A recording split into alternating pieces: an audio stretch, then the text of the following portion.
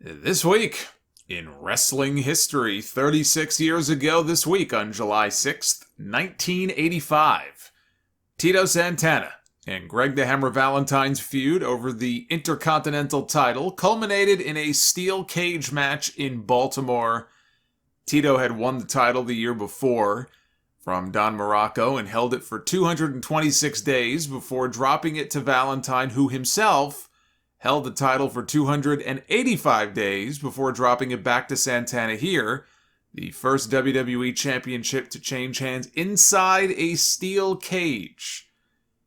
After the match, Valentine, the sore loser that he is, swung the title belt around inside the cage. He was whipping it against the steel. He was trying to destroy the belt until Tito climbed back inside to chase him out. And with Valentine destroying the title, they had a new one made shortly after, which was the classic IC title design that I grew up on, that they used until 1998, and then brought back again many years later because it was far superior to what they were using. I used to joke with people. I said, if the title design that they were using up until 98 was, not as good as the ones they were using recently, then why'd they go back to it? Because it's better. That's why. As most of the title designs from back then were. So I was very happy when they resurrected it. But when Santana was asked what he did with the old belt, he claims that he threw it in the garbage that night in Baltimore.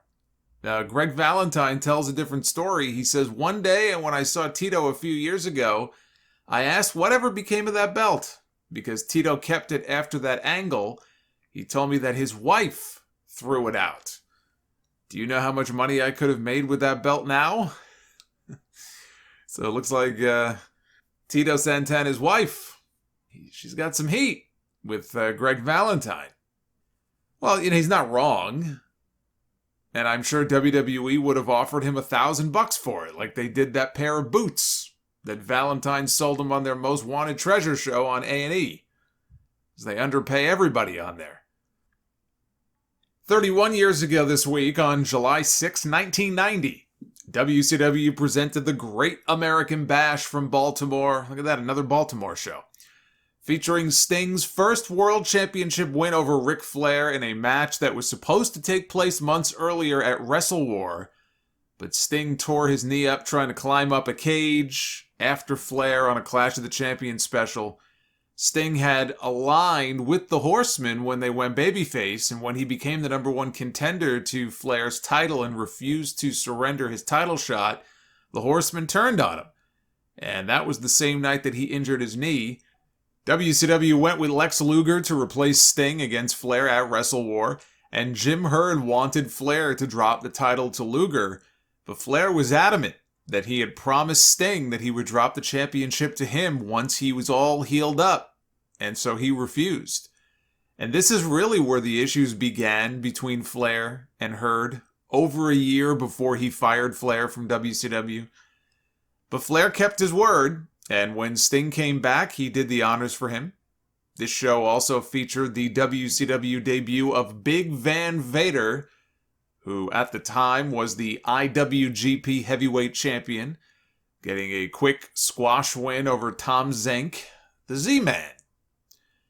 He would not appear again for WCW for another 7 months, and once he signed with them full-time, that's when they put Harley Race with him as his manager.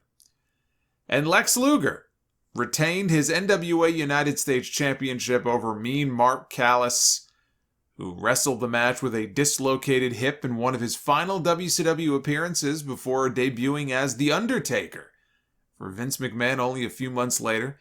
This, after Ole Anderson famously told him, "No one is ever going to pay money to see you wrestle." Welp. Ole may have been a smart guy in some ways, but he missed the ball on that one. 27 years ago this week, on July 5th, 1994, jury selection began in New York in the Vince McMahon steroid trial, which is set to be covered later this year in the second half of Dark Side of the Ring Season 3. McMahon was indicted by the U.S. Justice Department in November of '93, on 2 counts of steroid distribution and 1 count of conspiracy to distribute steroids. Actually, they brought 6 counts against him, but 3 of them were thrown out, and these were the 3 that stuck. This after Dr. George Zohorian was convicted on 12 counts of distributing and selling steroids in 1991 to dozens of wrestlers and other athletes too, not just wrestlers, bodybuilders and the like. Basically, he was accused, this is Vince, he was accused of possessing steroids with the intent to distribute them to a WWF performer for non-medicinal purposes on 2 specific occasions. That performer was believed to have been Hulk Hogan, and also charged with trying to then cover up the use of steroids by his performers so that they could continue using them. In his opening statement, the prosecutor, Sean O'Shea, said that steroids were distributed like candy to WWF performers by the Good Doctor, and that McMahon and Titan Sports employees then engaged in an elaborate money laundering scheme to hide the purchases they had made from Zohorian. Out of a pool of around 100 jurors, 35 were excluded for some sort of bias, conflict, for reasons that included being a fan of the WWF product and they didn't want to do harm to the company.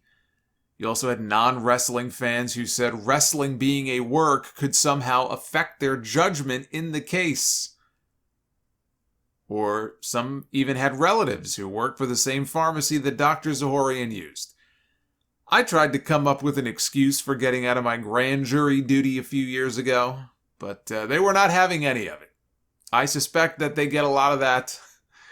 You get a lot of people who say things to try to get out of it. They're hip to it now. It will not work. More than likely, it will not work. At least it didn't for me.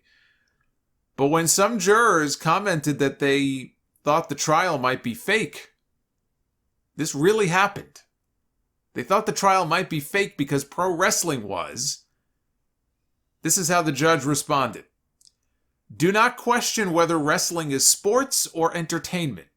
It's not whether wrestling is pure entertainment or sport. The only issue at stake is the case of distribution and to prove it beyond a reasonable doubt. This is the substance, not whether wrestling is phony or sports or entertainment.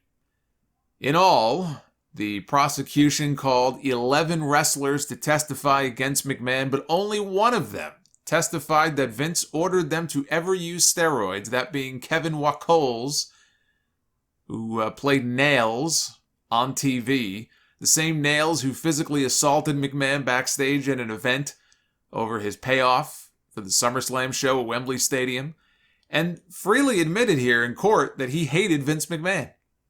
So not exactly the most reliable witness. If convicted, Vince McMahon could have faced up to 11 years in prison, over $1 million in fines.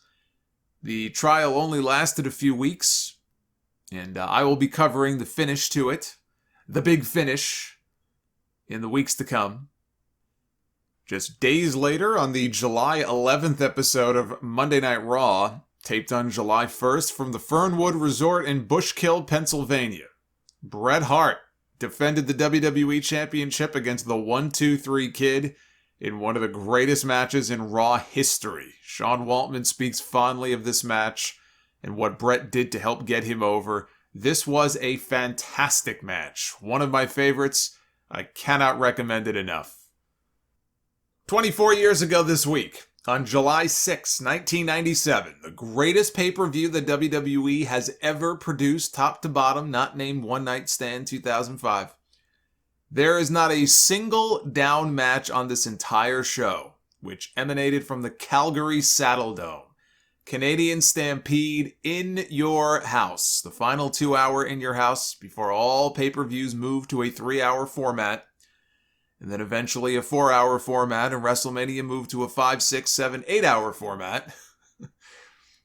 Which is why I can appreciate the 2-day WrestleManias that we've had, which I still think is too much. But these events have only grown in the years since. But it was a short show, as in they only had 4 matches. But there was not a bad match among them. This is a show that you must see if you have never watched it before. Triple H and Mankind had an excellent opener. WWE, in its quest to compete with WCW's Cruiserweight division, started a light heavyweight division of their own. That was not nearly as successful, and they gave up on it quickly anyway.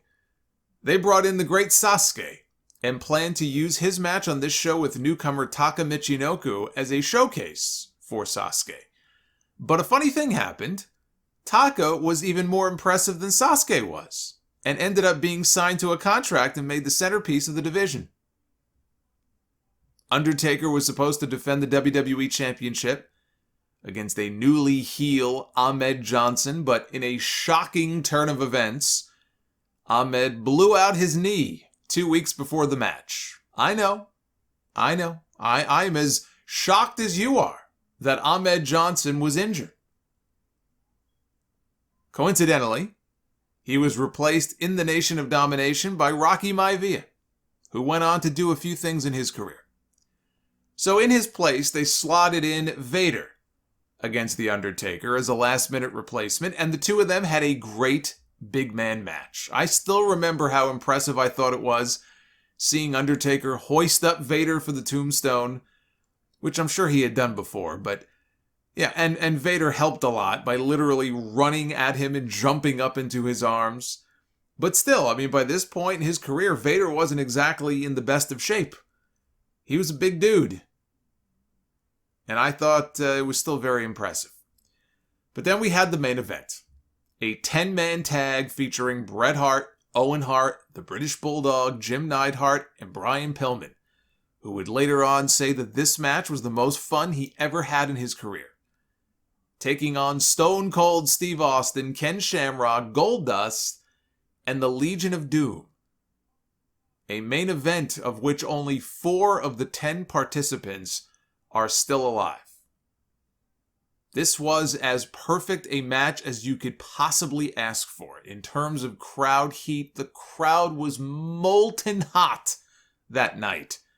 The entrances for each member of the Hart Foundation, the people got progressively louder as they built to Bret Hart's entrance.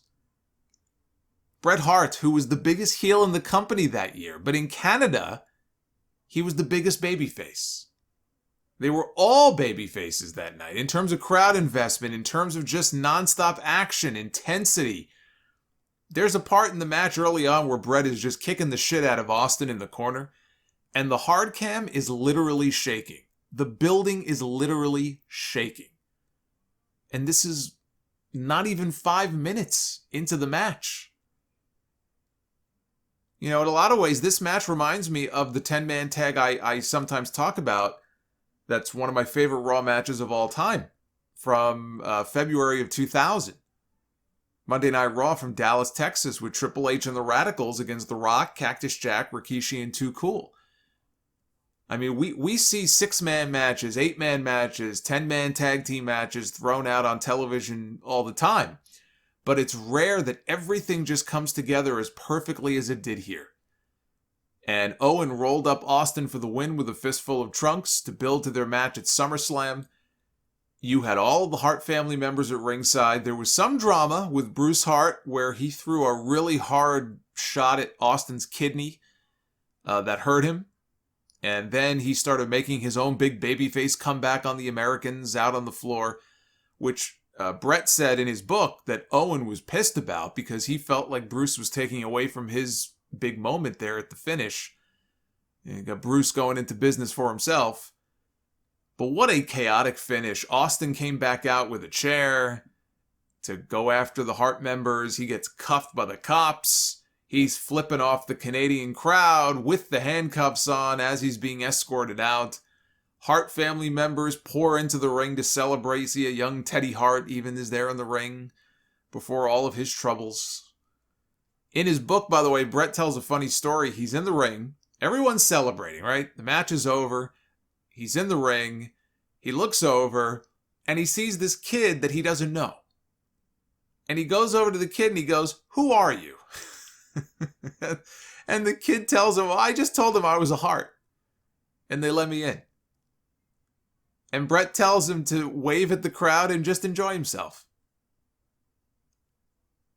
But as perfect as this all was, as rabid as the crowd was, imagine how they would have been if they had been able to go with the original lineup for this match, which did not involve Ken Shamrock or Goldust. The original plan for this match would have had, on the babyface side, Stone Cold tagging with Shawn Michaels and Psycho Sid and LOD. Michaels had gone home after his little backstage hair-pulling fight with Bret. He was very unhappy. He was trying to leave the company, and Vince wouldn't let him go. Vince said, if you want, you could sit at home for the next 4.5 years of your contract, but you ain't going to WCW. This is when Shawn supposedly brought his father with him for a meeting with Vince and was trying to get out of his contract, and Vince was not having any of that. So Michaels was not available, I guess, at the time, and Sid had been in a car accident. He was out hurt. He was a little banged up. But my God, the heat that Shawn Michaels, I know this is pre-Montreal, but even then he was feuding with Bret. Just imagine the heat that Shawn Michaels would have had in Calgary that night. It's the only thing I would have changed about the match, was sticking with that original lineup. Take out Shamrock, take out Goldust, and put in Sid and Michaels.